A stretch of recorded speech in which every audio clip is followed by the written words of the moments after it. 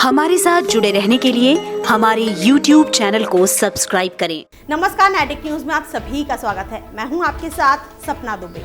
लोकसभा चुनाव में गठबंधन की हार के बाद से ही सपा में हड़कंप मच गया है, क्योंकि इस बार बसपा के साथ गठबंधन कर सपा अच्छे प्रदर्शन की उम्मीद लगा रही थी, लेकिन चुनाव के नतीजे सपा की सोच के विपरीत देखने को मिले। इस चुनाव के बाद समाजवादी पार्टी अभी तक के अपने सबसे बुरे दौर से गुजर रही है। इसलिए समाजवादी पार्टी के अध्यक्ष अखिलेश यादव ने अब पार्टी को फिर से खड़ा करने के लिए नई रणनीति बना ली है। अपने पापा के द्वारा इतने सालों तक पार्टी को ऊंचाई की शिखर पर ले जाने के बाद अखिलेश के आते ही पार्टी ने नीचे गिरना शुरू कर दिया है। इसलिए अखिलेश अब खुद पार्टी को जमीन से आसमान तक का मास्टर प्लान बना रहे हैं और इस बार अखिलेश अपने पापा मुलायम यादव से भी इस पर लगातार विचार विमर्श कर रहे हैं, ताकि इस बार युवा पीढ़ी और अनुभव की जोड़ी समाजवादी पार्टी को एक बार फिर से लोगों के बीच नया मुकाम हासिल करने में मदद करे। यादव परिवार में आए आंतरिक कलेश भी इस बार सपाइयों की हार की बड़ी वजह बना। मोदी लहर में सपाइयों के किले भी पूरी तरह से ढह गए हैं, इसलिए अब सपाइयों की ये लड़ाई अपने घर में वापसी की ज्यादा हो गई है, जिसके लिए अखिलेश और मुलायम यादव दोनों अपनी एड़ी से चोटी तक का दम लगाने के लिए तैयार हैं। हार के सदमे को काफी पीछे छोड़ सपा अब अपनी कमियों को तलाश कर उनका खात्मा करने के लिए तैयार है।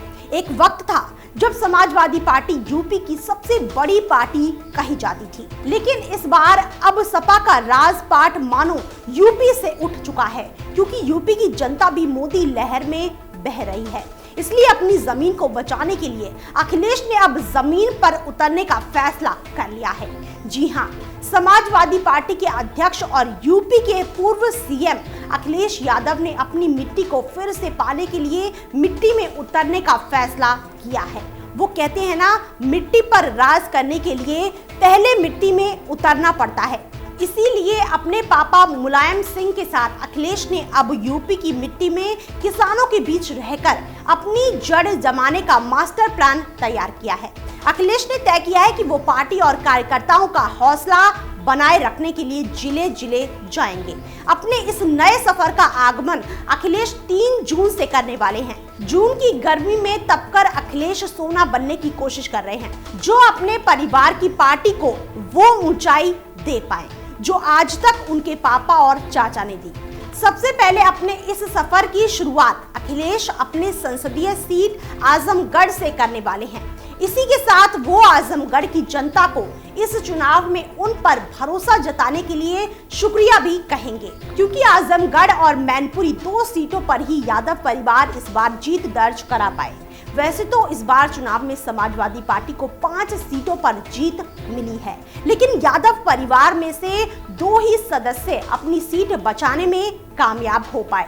इस बार सपा सबसे ज्यादा जमीन का आंकलन लगाने में हारा है, क्योंकि वो जमीनी स्तर पर जाकर लोगों की मन की बात को ठीक से भांप नहीं पाया, जिसकी वजह से इस बार समाजवादी पार्टी अपने गढ़ तक को बचाने में नाकामयाब हो गई है।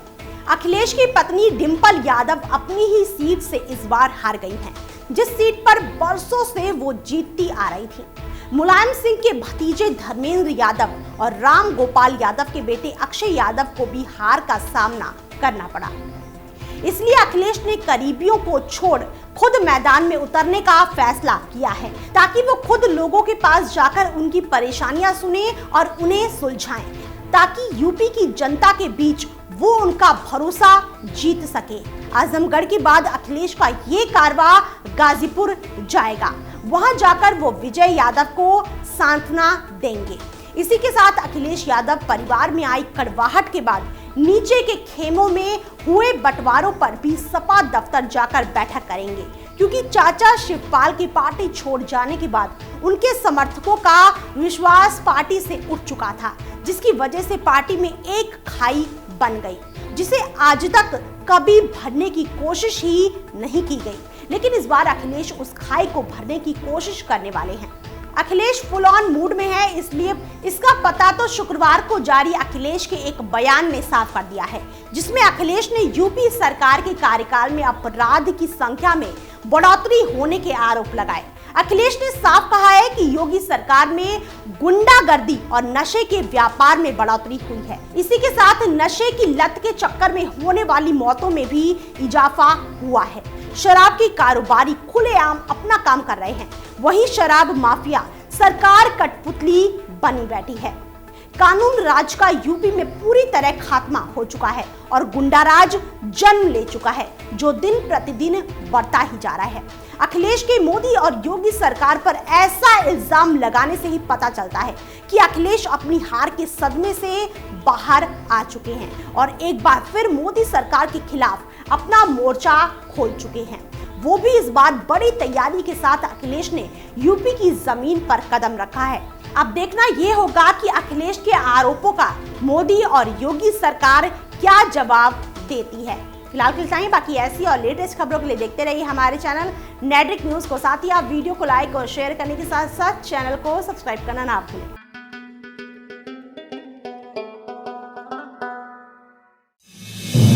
आप देख रहे हैं नेड्रिक न्यूज, साहस सच कहने का।